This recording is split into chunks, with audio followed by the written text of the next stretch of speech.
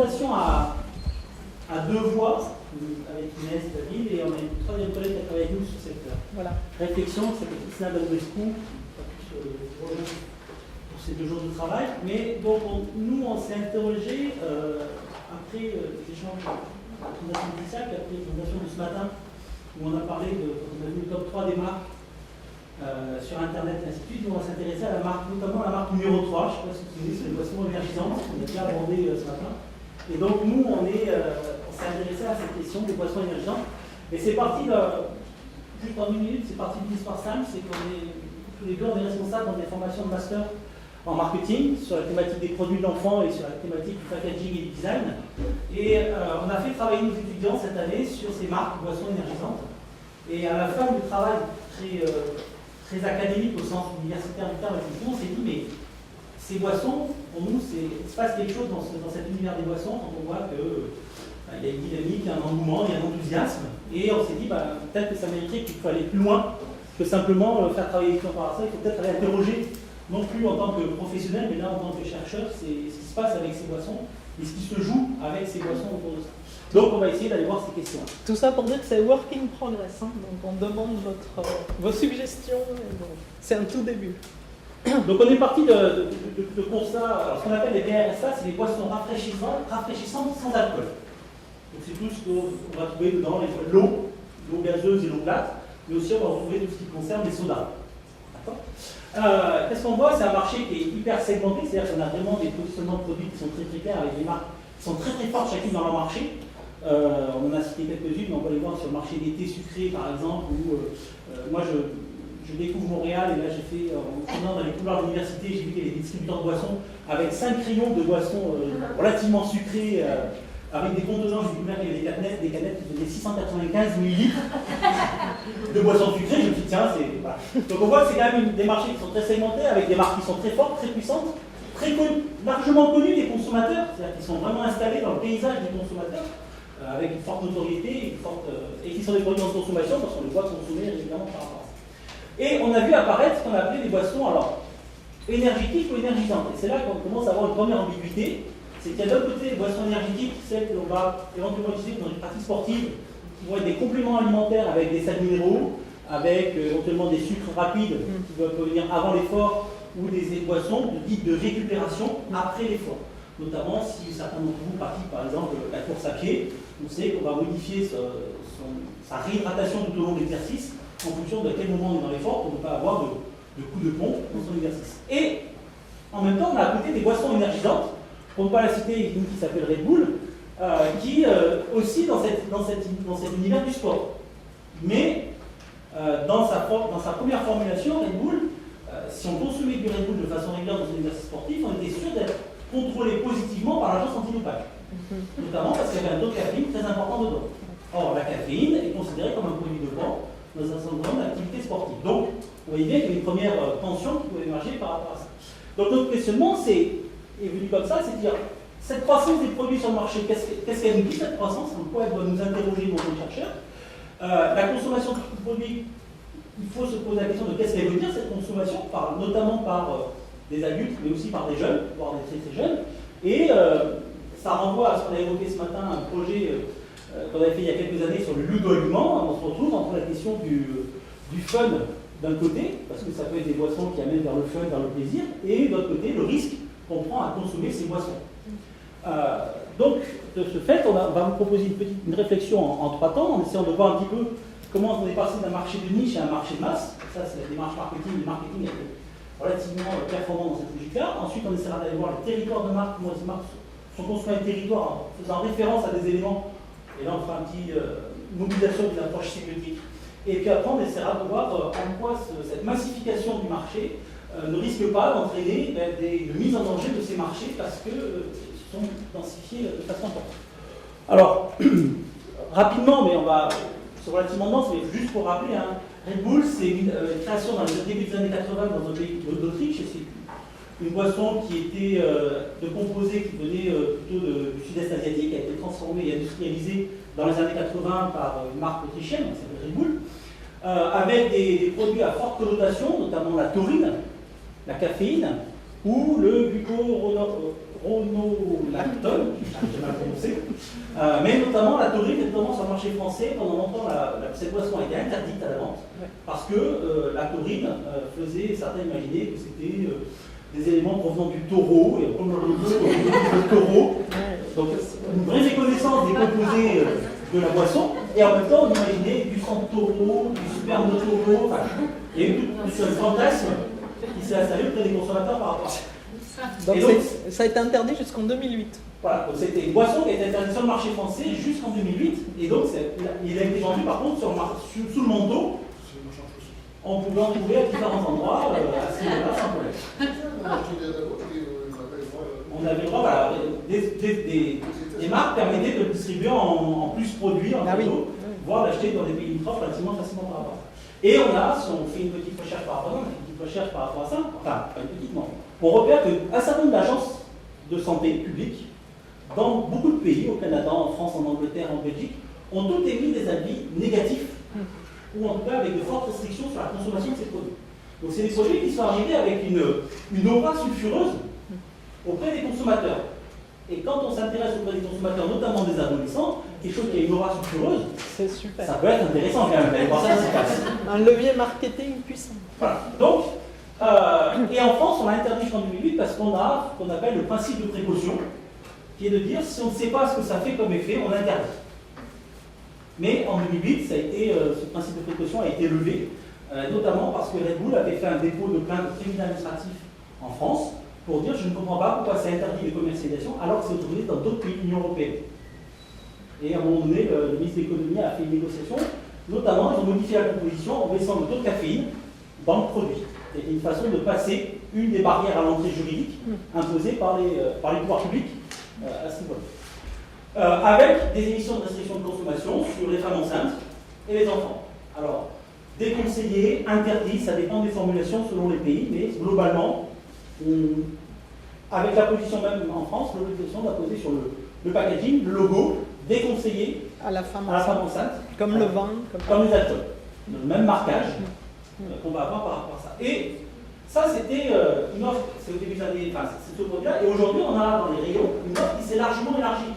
C'est-à-dire qu'on se retrouve aujourd'hui avec, si je prends le cas de Monster Red Bull, on a tout un ensemble de parfums qui vont nous proposer toute une gamme relativement large. On est passé d'un produit, d'une boisson énergisante monoproduit, à aujourd'hui une gamme de produits comme on a, une gamme de soda, une gamme de jus de fruits, avec des arômes différents, avec différentes expérimentations qui sont proposées. Et on a vu même des versions sans sucre. Ben forcément, c'est mieux sans sucre. C'est santé sans sucre. Et on va arriver aussi à ce qu'on appelle des marques de distributeurs, c'est-à-dire que les grands distributeurs, qui peuvent être en France, Carrefour, Communautaire, ont développé leur propre marque. Et quand ces industriels-là arrivent sur un marché, c'est bien que ce marché devient crédible, à une certaine taille critique et devient rentable. C'est quand même ça aussi le moteur qu'on va. Et c'est le segment qui a le plus cru ces dernières années sur ce marché des boissons sans alcool, en fait, rafraîchissantes sans alcool. Donc voilà, c'est aussi pour ça que les MDD y viennent, parce qu'il y a un véritable intérêt à être acteur d'un marché en croissance. Voilà, si on résume juste pour se rendre compte, sur le marché français, c'est le chiffre du marché français en 2014, Coca-Cola, le groupe Coca-Cola, et la marque Coca-Cola, c'est 1,1 milliard d'euros de chiffre d'affaires. Red Bull, c'est 83 millions d'euros de chiffre d'affaires. Donc le rapport de force, ça permet de le situer. C'est quand même une toute petite marque par rapport au marché des sodas et ainsi de suite. D'accord. Aujourd'hui, les boissons énergisantes, je ne dis pas les boissons énergétiques, parce que les boissons énergétiques, celles qui sont pour le sport notamment, sont réglementées sur leur composition et sur la façon d'être présentées dans l'univers. Les boissons énergisantes n'ont pas de réglementation. D'accord. Aujourd'hui, elles représentent à peu près 6% du marché des boissons rafraîchissantes sans alcool. Et c'est un marché qui croît entre 5 et 10% par an depuis 15 ans. Alors que les autres marchés sont stagnent, voire régressent, notamment les boissons des sodas classiques, sucrées, qui baissent en moyenne de 0,5 à 2% par an depuis 5-6 ans. Donc on voit bien qu'il y a une inversion de courbe, donc un effet de substitution qui se fait entre les sodas notamment et ce type de boissons. Les baffes, c'est les boissons aux fruits. C'est toutes les boissons fruitées qu'on va avoir par rapport à ça. Et les dernières études font ressortir que sur les boissons énergisantes, en France, on consomme en moyenne 4 litres par foyer, qui n'est pas une consommation anodine, et notamment 44% des foyers, la moitié des foyers français déclarent avoir au moins un consommateur à domicile, et majoritairement des hommes, et surtout 68% des adolescents, et 18% 10% des enfants en boivent régulièrement. Donc là, on touche du doigt une problématique de consommation. Et un consommateur sur deux l'associe systématiquement avec de l'alcool. Voilà. Alors, si on regarde rapidement ces marques, qu'est-ce qu'on voit? Trois marques, on en a pris trois, on travaille sur trois marques. Les trois leaders du marché, vous connaissez peut-être, Red Bull, Monster et Burn. Red Bull, leader du marché, 60% de part de marché. Avec toute cette capacité aujourd'hui qu'a Red Bull à être la marque favorite d'un certain nombre de consommateurs, non pas pour la consommer, mais des événements qu'il porte, les X-Games, le VTT, le plongeon de falaise, la Formule 1, le football. Donc aujourd'hui, il y a donc tout ce qui est sport extrême, qui ont été pendant longtemps des sports un peu transgressifs, des pratiques traditionnelles, ont été soutenus et sont soutenus par Red Bull encore de façon massive. À côté, vous avez une marque qui s'appelle Monster, où vous avez très présente dans le monde de la moto, du sport mécanique moto, et dans le monde de la musique, notamment la musique rock. Gros partenaire de festival rock à ce niveau-là. Et vous avez Burn. Alors, Burn, c'est une marque du groupe Coca-Cola. Et Monster est une marque indépendante, mais dont 20% du capital est détenu par Coca-Cola. Donc ça vous permet de positionner un peu deux acteurs sur le marché, quelque part. Et Burn, qui est le premier entrant sur le marché français, qui est relativement marginal, mais qui a fait évoluer son logo il n'y a pas si longtemps que ça. Et si vous regardez, c'est le volcan. Donc ça veut dire quoi? Ça veut dire que ces marques-là ont fait évoluer leur approche, leur discours, leur positionnement, des valeurs qu'elles mobilisent par rapport à ça. Voilà, donc là on avait fait un petit carré sémiotique, donc en se centrant sur les valeurs d'usage. Donc les valeurs d'usage, c'est le positionnement et le côté très pratique de fonctionnel de cette boisson, à quel besoin on va dire elle répond. Et puis les valeurs plutôt de base qui sont plutôt, on pourrait dire, le bénéfice psychologique, ce qu'elles apportent aux consommateurs. Et à partir de là, on peut avoir 4 types de valorisation qui apparaissent. Et donc le carré sémiotique, nous dit Christina, est assez robuste. Donc la valorisation pratique, c'est à quel besoin ça répond très concrètement. C'est un besoin effectivement gustatif, c'est aussi un besoin en termes de taille de boisson, parce que je prends une petite canette ou celle qui fait 600 combien, ça dépend des occasions de consommation. Après, vous avez aussi ce besoin qui est exprimé par les marques, qui est ce besoin d'énergie. C'est des boissons qui permettent de tenir, voilà. Alors la valorisation critique, on va dire, c'est plutôt une logique de rationalité vraiment économique, c'est trouver le meilleur rapport qualité-prix pour faire une offre qui correspond à un rapport qualité-prix satisfaisant. On peut observer que ces boissons, en tout cas en France, du fait de la guerre des distributeurs, leur prix a baissé en quelques années de 30%.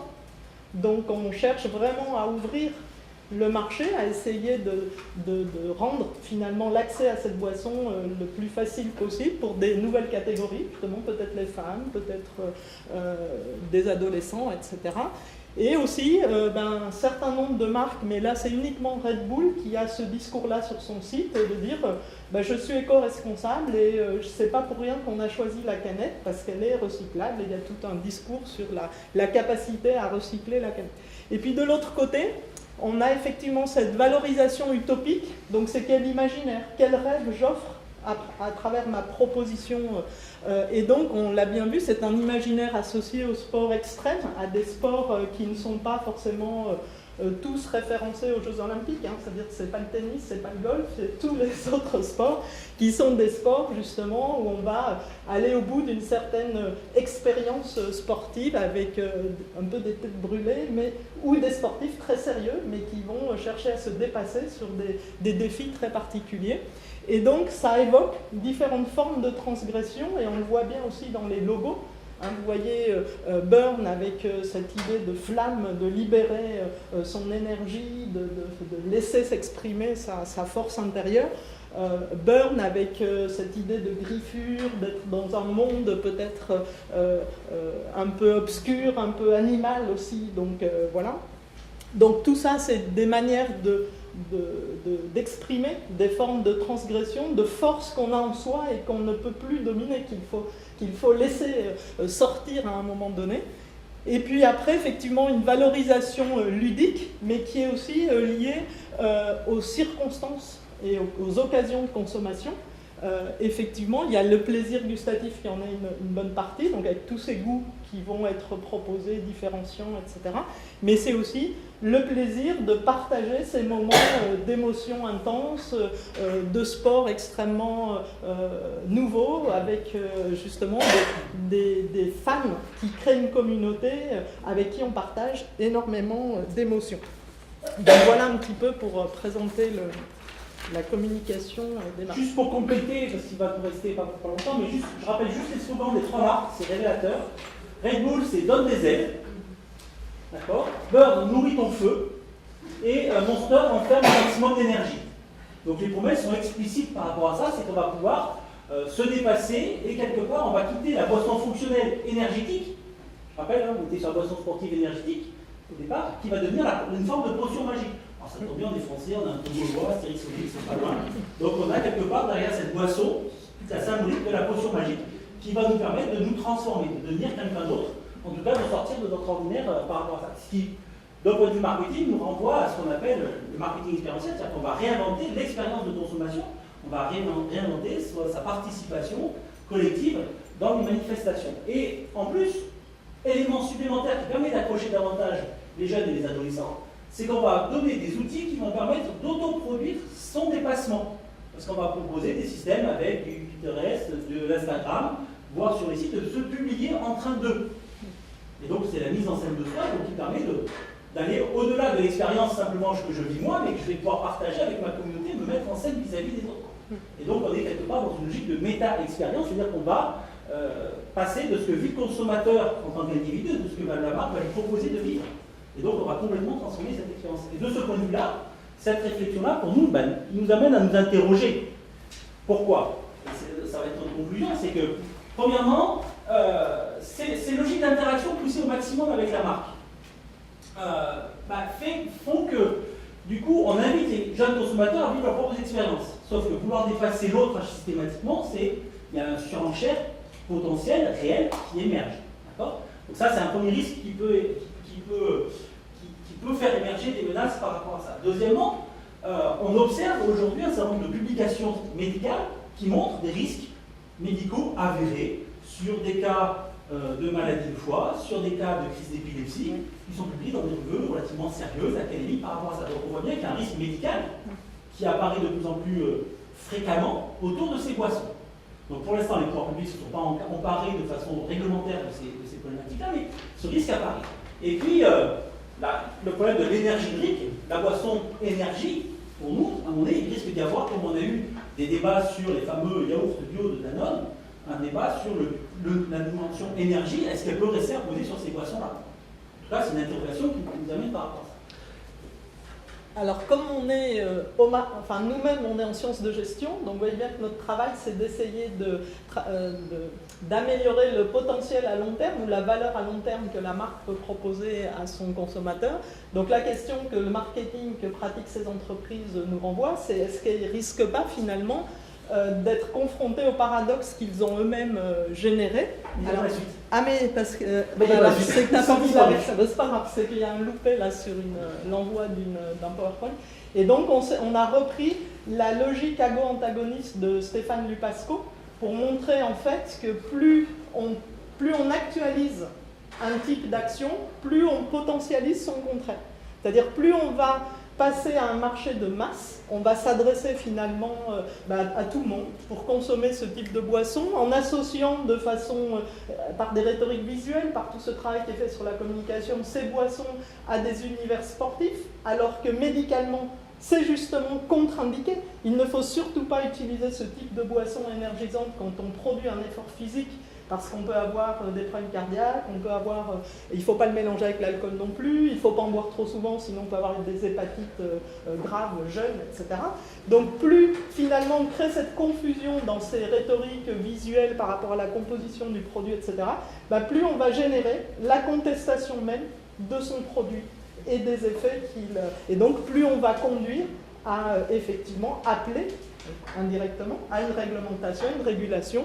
Et donc on est en train de préparer sa propre contestation à vouloir profiter le plus possible de la croissance et à vouloir construire cette croissance du marché. Donc voilà, c'est la question qu'on posait en ouverture, c'est finalement elle se retrouve dans une situation très paradoxale, parce qu'on sait très bien qu'à force de pousser ces logiques de communication comme on les a montrées, elles vont potentialiser les contre-pouvoirs, elles vont potentialiser toutes les critiques qui vont peut-être conduire à une régulation, à une réglementation, et donc finalement à freiner l'accroissement de ce marché, évidemment à moyen et long terme.